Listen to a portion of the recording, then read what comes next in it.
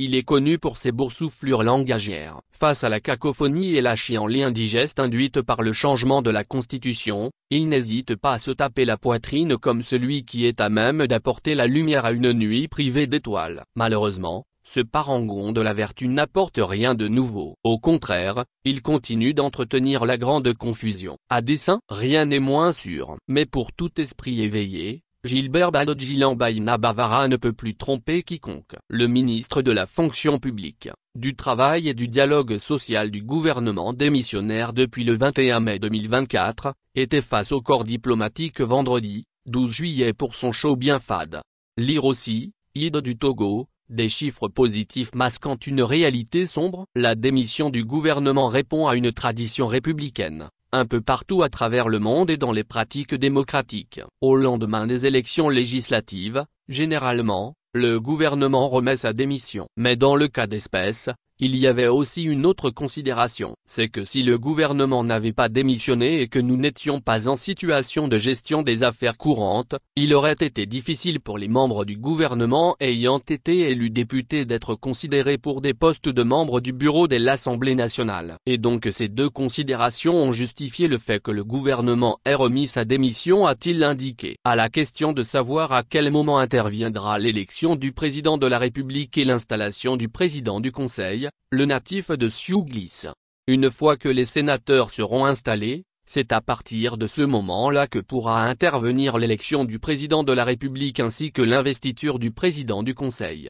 Et donc, pendant cette période-là, le gouvernement est déterminé avec l'ensemble des pouvoirs publics, notamment les députés à l'Assemblée nationale, à poursuivre et à intensifier les efforts et les initiatives de sensibilisation, de pédagogie, d'information, non seulement en direction de nos concitoyens et des populations, mais également en direction des autres parties prenantes, les partis politiques, la presse, les chefferies traditionnelles, les autorités religieuses, afin que chacun puisse mieux comprendre le contenu, la portée et les implications de la Ve République, afin de favoriser une plus forte adhésion.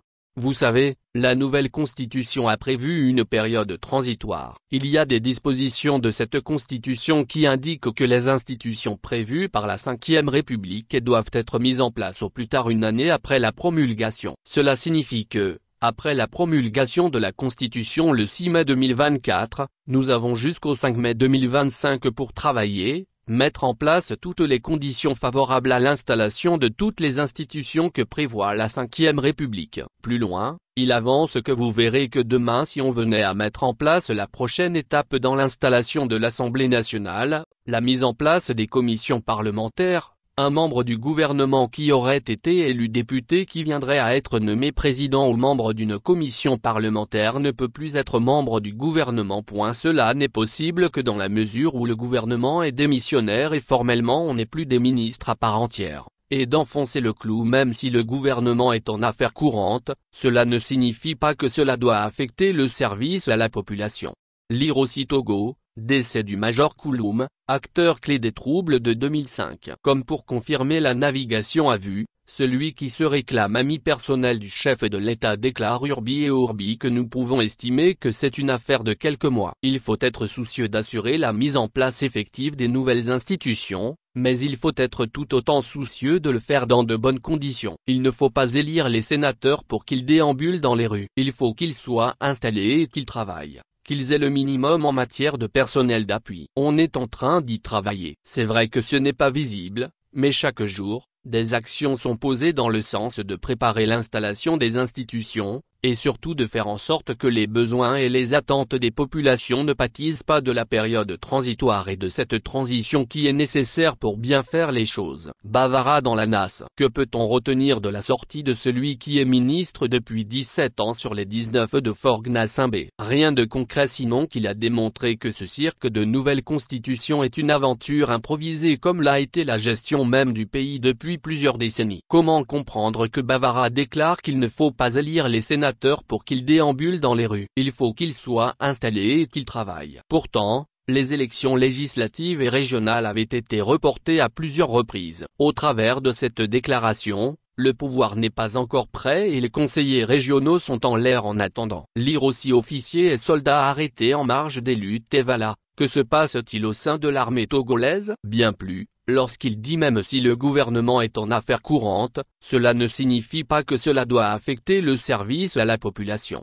Dans quel pays la gestion des affaires courantes prend une éternité? Les affaires courantes sont les affaires qu'une autorité désinvestie de ses fonctions peut, dans l'attente de la nomination de son successeur, expédier sans s'exposer aux griefs d'incompétence. Qui Bavara peut-il tromper dans cette pagaille qui affecte bien le quotidien des populations? Un gouvernement démissionnaire ne fait plus de conseil des ministres. Où sont prises alors les décisions de l'exécutif? C'est triste que le destin de plus de 8,849 millions d'âmes soit entre les mains d'un groupe d'individus qui en font ce qu'ils veulent. Kwaku Agbemebiu.